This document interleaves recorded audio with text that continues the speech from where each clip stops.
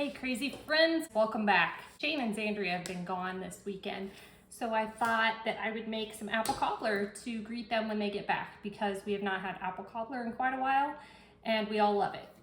Now Shane likes vanilla ice cream on his cobbler, so I'll have to make sure we have some of that in the freezer also before he gets home. This is a recipe that my mother makes, and so I don't know about your mother, but it's all in her head, and so I tried to write down the recipe as she gave it to me, and I'm sure there's stuff she's forgotten, and when I watch her make it, it's not always the exact same as what I have written down, but it still turns out really great. It's super tasty.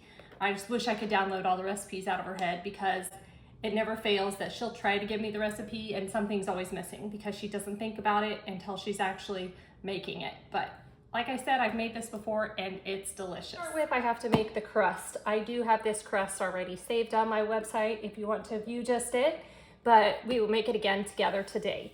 It is a very simple crust. It only requires 3 ingredients. You're gonna need some just regular flour. You need Crisco.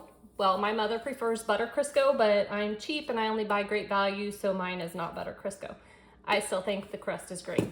And then it's gonna require some water. Now I have cheated. Every year we have some nice neighbors that Shane made friends with that they have an apple tree. Actually, they have 2 apple trees and they let us come pick all the apples we want. And I like to go ahead and make the filling for my apple cobbler, and that way I just have to grab it out of the freezer. So I took this out of the freezer yesterday, so it's nice and thawed.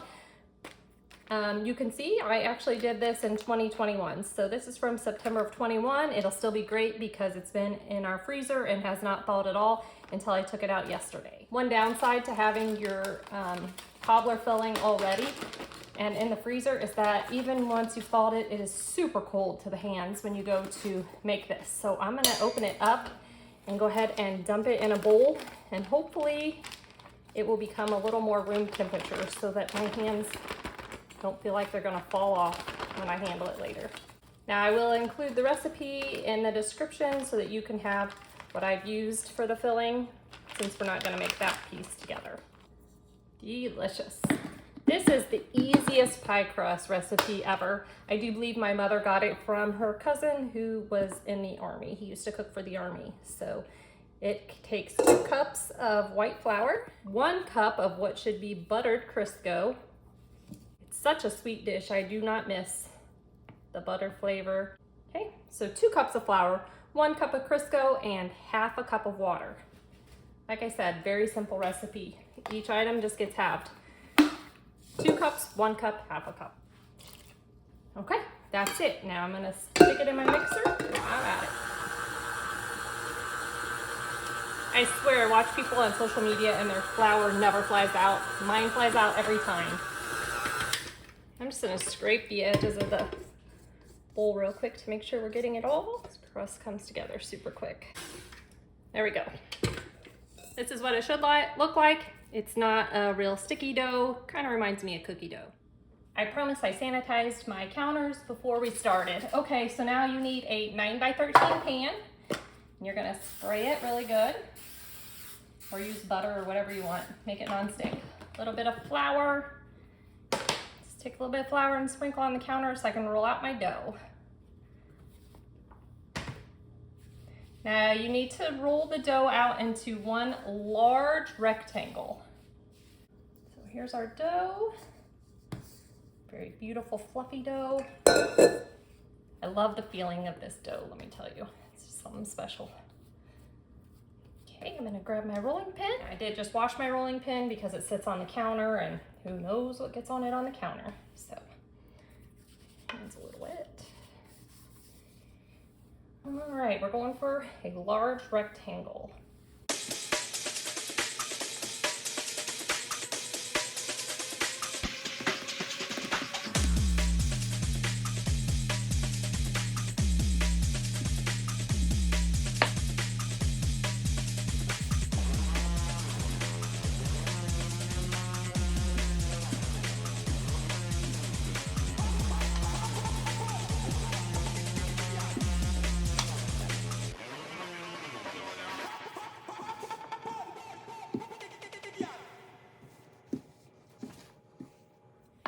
That looks good enough to me. It doesn't have to be perfect because we are going for a great taste, not a beautiful picture. I'm definitely not an artist. So this is very similar to making cinnamon rolls. Now that I have my crust ready, I'm gonna take my filling and I'm just gonna spread it out on this. Right, just gonna make sure these are all nicely spread out. Oh, this feels much better than last time I did it. Last time I made this, I swear my apples were still half frozen and my hands just froze. Now I'm gonna start rolling it up like it's like I said, a cinnamon roll.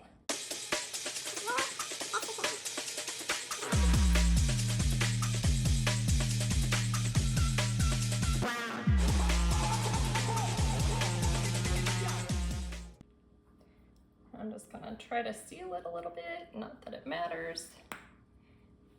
I think my mom has apples coming out the ends, but I love the crust, so I like extra crust. I clearly don't do as many apples as my mom because she says to put our extra apples on top and I never have extra. So now I'm just taking my favorite knife that's super sharp and I'm just gonna cut it into pieces, I don't know, an inch, inch and a half.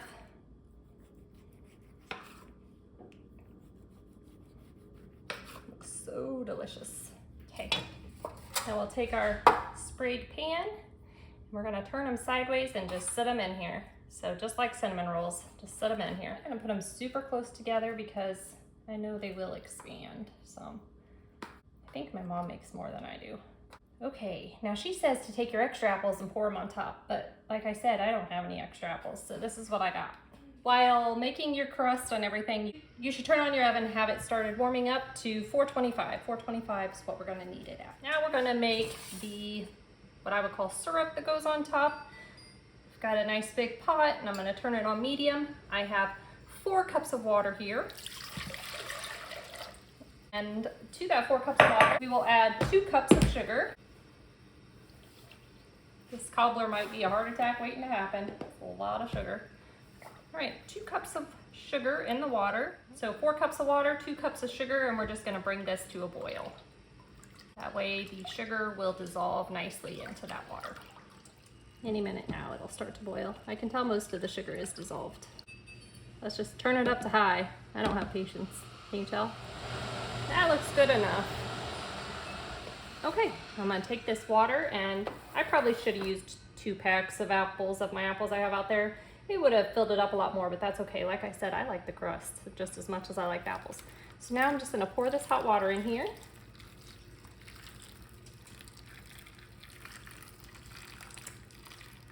And you don't have to use it all. This is just to keep it moist. Whoops, tore that one apart. So I'm just gonna start with half. Typical day in the life. Once again, I forgot to preheat my oven. So then this is what you do. You just sit here and you wait. And you wait. And you wait. As I'm sitting here waiting and waiting on my oven, I realized something. I've been staring at my pot here, and I've made this quite a few times. It looks the same every time, but I think I had to wait so long this time that I realized I bet my mom doubles this recipe, and that's why it's a 9x13 pan.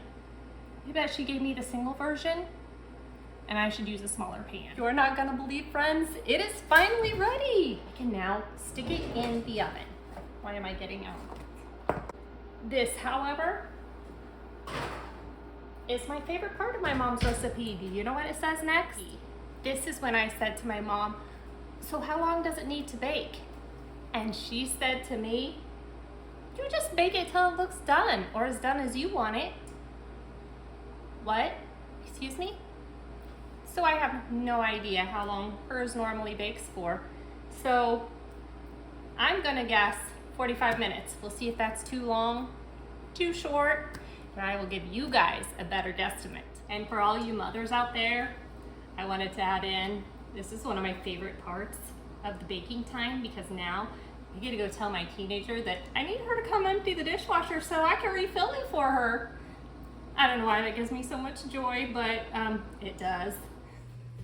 All right, guys, it's only been 40 minutes, but I think it's done. Let's check it out. Ooh, yeah, it's getting a little overdone on top. That definitely looks done to me. Maybe a little overdone on top.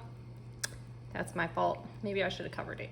But 40 minutes, I think, was plenty of time. Ooh, let me tell you, it smells delicious. It didn't grow as much as I thought it would, but it did expand some. Not quite filling the pan, but oh, smells delicious. But I'm gonna wait for Shane and Zandria to get home, and then we'll do a taste test. Shane and Zandria are home from their fun weekend, and they are gonna try out my apple cobbler and let you guys know how it tastes. Try a piece.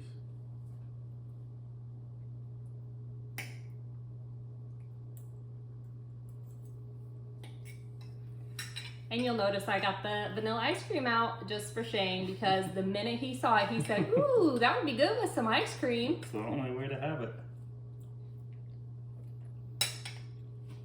How is it? Good? That's excellent. Not too sweet? Nope. More? Yeah, that's my favorite.